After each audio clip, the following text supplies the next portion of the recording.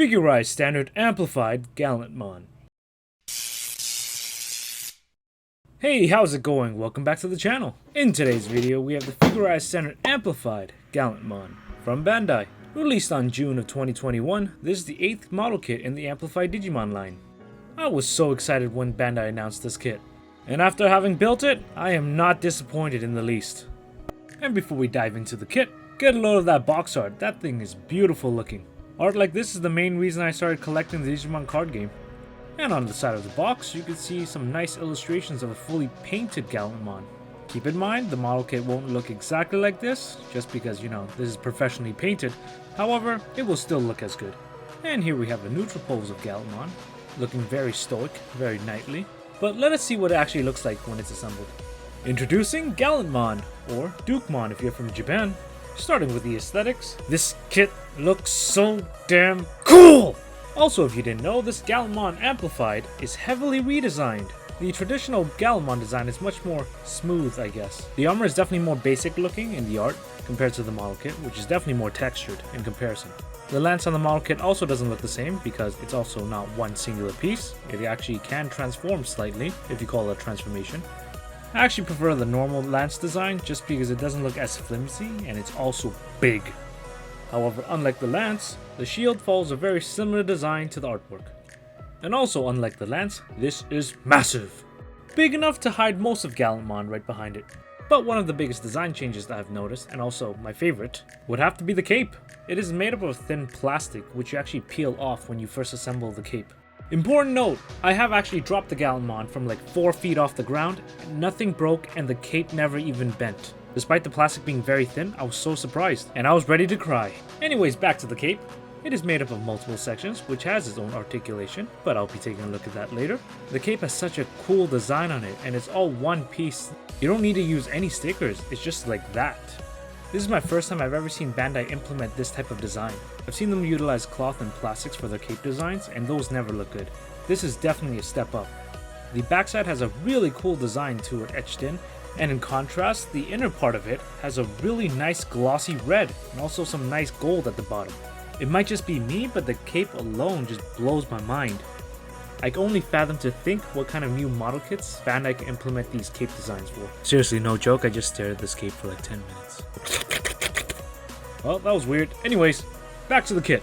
I'll have you know this kit is fully panel lined in brown, and also I applied every single sticker available. And to better see the silhouette of the kit, I removed the shield and the lance. Similar to the anime design, this kit consists of mostly silver and red, and with a tiny hint of black in the joints, and what could be described as gold on some of the trim of the armor. Aesthetically, the gold is the most disappointing part of this kit. Although not as bad as the gold on the Imperial Dramon, I definitely believe that Bandai could have still given us gold chrome plating. Regardless, it doesn't take away anything from the kit, it just could have been better. Gallantmon still looks great. It has a bunch of detail molded right into the armor itself, great for panel lining, and gives it the illusion of a lot of part separation. Also, I want to point out that the glossy bits on its shoulders, elbows, and knees look great. Those pieces are very popping and they reflect the light really nicely. Also, he's got a bitching ponytail. Can't go wrong with that. Definitely fits it very well. Overall, the appearance looks great. 10 out of 10. Not disappointing in the very least. Actually, pretty surprised how much I like it. Only minor complaint is that gold. Could be better, could be worse, but definitely could be overlooked. Now, on to articulation. And unfortunately, that would be the weakest aspect of this kit. Let's take a look. Okay, with the head, it could look this far up and this far down. No forward and back neck extension. Due to the shape of the helmet and the ponytail as well, a 360 head movement is possible but pretty problematic. As you can see, the head popped off. When the neck is retracted, the side-to-side movement is very limited. You're going to have to extend the head a little forward just to give it that movement. Moving along the back to where the ponytail is separated in sections with ball and socket joints. This gives the hair actually some decent mobility. Each section could fully rotate and has very minor wiggle movement. The ponytail has some decent articulation. This makes it easier to move around or move it out of the way. Next up, going to the arms, the shoulder pauldrons can move up and down, though very minor. We have this much of an abduction of the arm, not good at all. Arm can perform a perfect 360. Full upper bicep rotation. We have this much of an elbow bend. That's adequate, I guess. Fully extended arm. The hand could fully 360 rotate. Just a basic ball and socket joint, giving it only a minor wrist bend. Very limited movement on the wrist. In terms of body movement, this much of a side-to-side bend. Pathetic. No ab crunch. Got a 360 right here. Torso is essentially one big block. Unfortunately.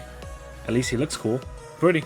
Moving along to the back. The cape is on a hinge joint, so it is able to move up quite a bit. Just gotta move that hair out of the way. At least that's easy to do.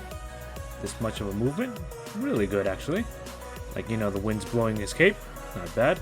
And like I said, it's multi-sectional. The sides are separate pieces that is able to rotate this far up. They are on ball and socket joints, so they have very good movement as well. Kind of look like bug wings. And don't worry about being too gentle. These wings are surprisingly very durable.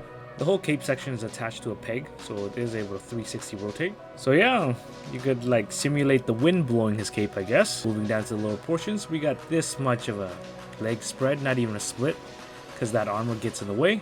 Just gonna remove the cape to make the leg movement easier. Leg could kick this far up, not bad, and this far back.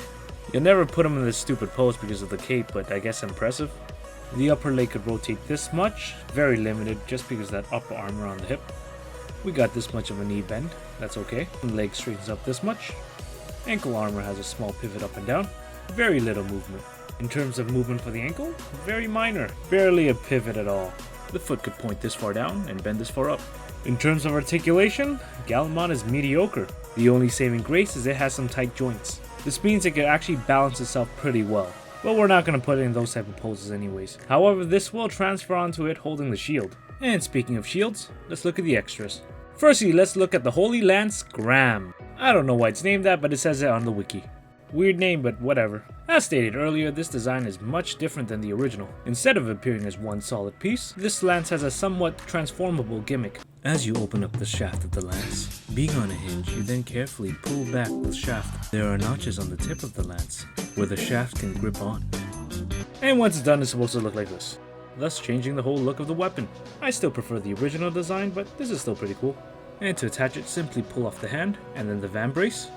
There's a socket right at the base of the lance, so just peg the hand right in. And there you go. Doesn't look right though. We need to put on that shield.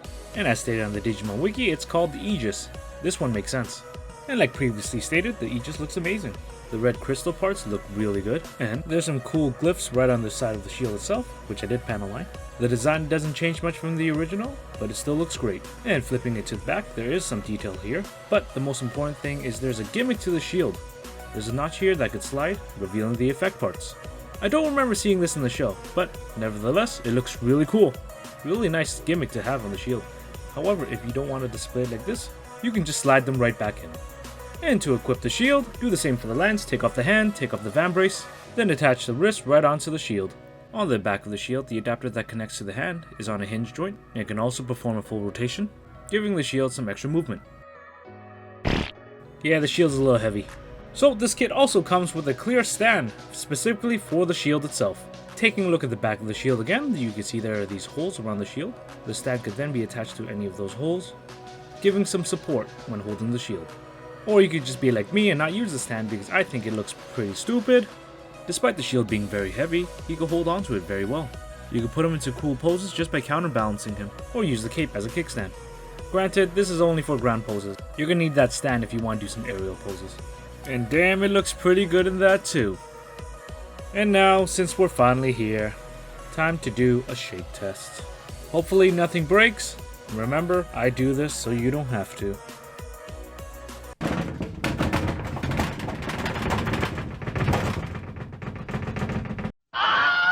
Well.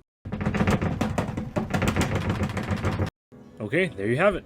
It bisected itself, otherwise, pretty good. Nothing else fell. Like I said earlier, most of the joints are generally pretty tight. Only part that fell off was the lower body, but not too much of an issue. Gotta say, a pretty solid kit. Now size comparison. Entry grade RX-782, real grade new, master grade MK2, high-end master model Wildlifer, full mechanics Calamity, review coming soon, Flame Toys Optimus Prime, DK Funko Egbert. And lastly, before I forget, his best buddy Omnimon. Also, just because I can, here he is next to his cards. And for shelf presence, he looks pretty good next to his buddies. And on to my final thoughts for this kit. If you're a Digimon fan or like the design, definitely buy this kit, it looks amazing. The only negative point I could bring up is that the articulation is not that great. However, that does not mean you cannot put it in really cool poses still. Though the articulation is limited, I never had an issue putting into the poses I want. And in every position I had put him in, he looked so damn good. The kit was really easy to work with. I never had any issue with any parts falling off. Aside from doing aerial poses, with a little patience, not too much of a hassle. Overall, a very good looking kit, as well as being very solid in design, with the main issue being in articulation. Easy to build, fun to work with, new engineering designs implemented in the form of the cape, and surprisingly that would be the only problem beginner builders would face. So if you're new to building model kits, just be a little careful with the cape, otherwise, pretty easy build. Hey, thanks for watching my videos, I hope you like it, I enjoy making it. Let me know what you think. Bandai has definitely been improving the Digimon Amplified line. If you like them as much as I do, check out my channel, I have some more Digimon reviews. And if you're interested in other things like Gundams and Zoids, I got you covered. Thanks again for watching this video, take care, bye!